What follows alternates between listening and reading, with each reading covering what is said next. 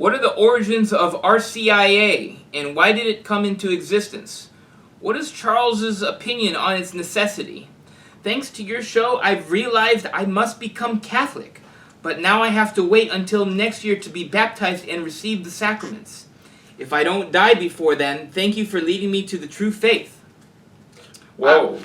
She's really not counting on baptism of desire on this one. Apparently not. Pretty nice. Apparently she knows what she's up to. Well, okay. Well, the RCIA is a revival of the catechumenate. Now, what that means is, way back in Roman days, you may recall that in the late Roman Empire, morals were pretty disgusting. Sort of like now, or wait, yeah, how do I... very like now, but without the justification.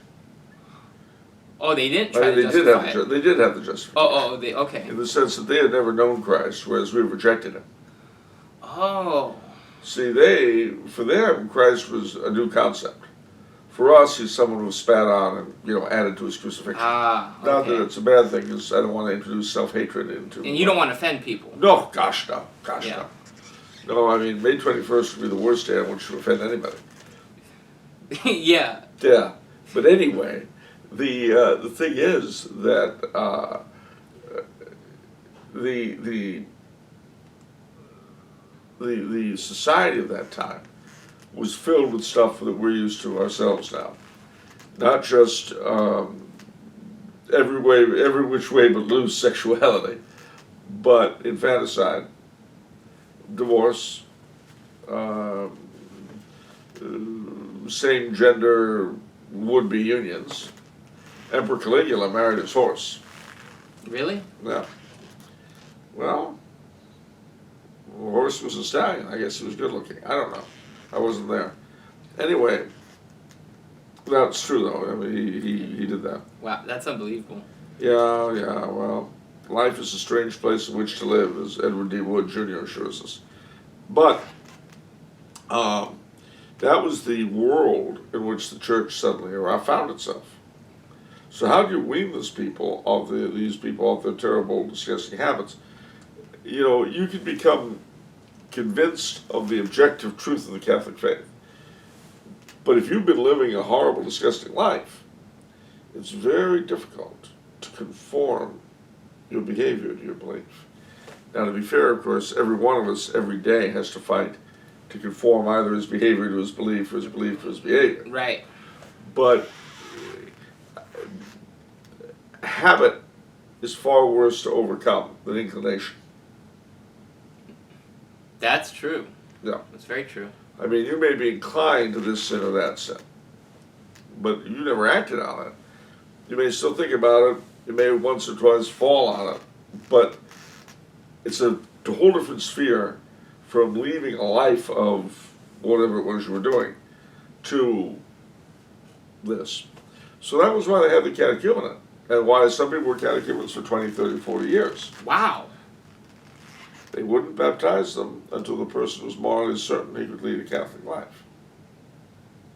That's scary, because obviously the longevity was very small compared to nowadays. 30 years. This is very true, and that's why people would get baptized and they went to prison for the faith. They get baptized immediately they went in. That, for instance, is how we know they practiced infant baptism, because the children got baptized when they went into prison. Wow. Everybody got baptized.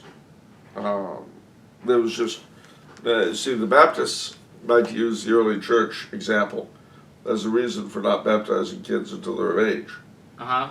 But the reason why children most often were not baptized is because at that period, there weren't that many of them who were born into Catholic families.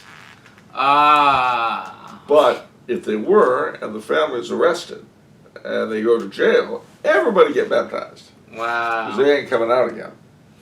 Now, the thing was, for this reason, the catechumen was not allowed to sit around for the consecration of the Blessed Sacrament, which is why the Mass is divided into the Mass of the catechumens, at the end of which, and this is still retained in some of the Eastern rites, the priest would say, "Let all catechumens depart, let not one remain." And out they would go. Yeah. And then the consecration of the host and all that would take place in the Mass of the Faithful. Mm-hmm.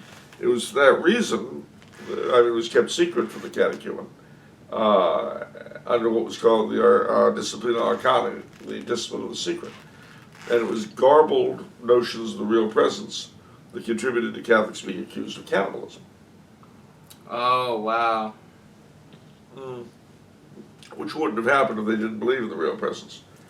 That's true. Yeah. But at any rate, that was then. And as society became Catholic and social mores became Catholic, the adult catechumenate fell into disuse and in the end vanished. Okay. Well, Dom Granger, writing in the 1860s or 70s, was complaining that the standard of morality of his time was declining, and that we should not be surprised to see at some point in the future the revival of the catechumenate, because of the decay of our morals. Right.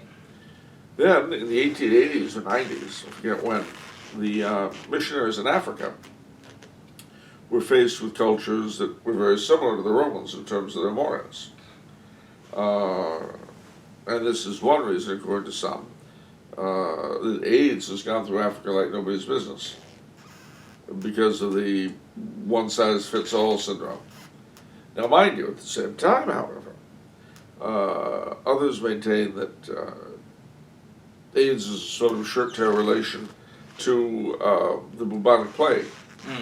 And all of us Europeans, being descended from people who had the bubonic plague, we've acquired a certain, not complete, but a certain resistance to AIDS. Whereas the black Africans, never having been exposed to it, to the plague, this stuff has gone through them. So those are the two arguments about AIDS in Africa. But anyway, suffice to say that they revived the catechumenate in the late 19th century for Africans for that reason. All right. After Vatican II, there was a mania to do everything like the early church had done. Well, this was condemned by Pius XII in Mediator Dei, but nevertheless was a big thing. And so one of the things that came out of it was the idea of reviving the adult catechumenate for converts. Yet, I suspect that this is one thing out of the present day that may well survive, because as our society gets screwier and screwier, more and more people are going to be faced with the same kind of backgrounds that our Roman progenitors had. Having said that, this is not quite the case everywhere today. If I were in her shoes, and I were keen on getting the sacraments earlier, I would see if there were either a FSSP or IC KSP parish in my area, or an Anglican youth parish. Anglican Ordinariate? Yeah. Anglican Ordinariate. They don't mess around?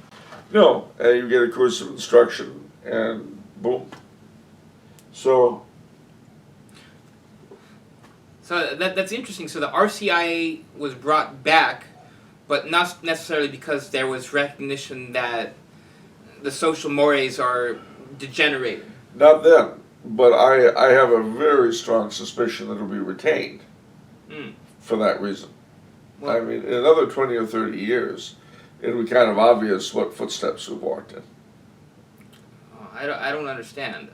Taylor Desjardins said we're approaching perfection. So... Yeah, so did his mistress. Really? Yeah.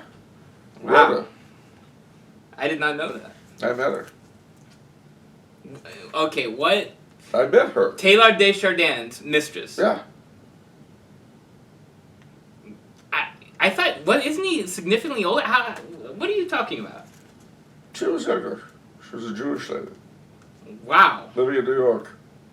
Now the funny thing is, when Karl Rahner's mistress, who was a German novelist lady, when she came to the fore, I wanted to get the two of them together on tour as a sort of traveling roadshow. I would call it the Jesuit women. What? Oh, I see. So I can't make any money out of this deal. That'd be a borrow. The Jesuits should be entitled to the money, not you. Yeah, yeah, you're right. There's an injunction. There's an injunction from the Jesuit general in Rome not to close down the show, but to rake in the profits. That's right. Yeah, I can see that. I can understand that. Or at least split them with LMU. I don't know. Wow, that's unbelievable. What's so unbelievable about? I mean, I would have thought I would have known that from such a significant figure, such a influential figure. Oh, he has a mistress. Oh, okay. It wasn't that well known, nor was it with Karl Rahner. And the funny thing with Karl Rahner was that during Vatican II, he was disputing with some other cleric for her affections. And one of the ways that this battle was fought out was which of them would say Mass in her apartment that day. Yeah. Yeah. Oh, what tangled webs we weave. Oh my goodness. Life is beautiful if you don't pay close attention.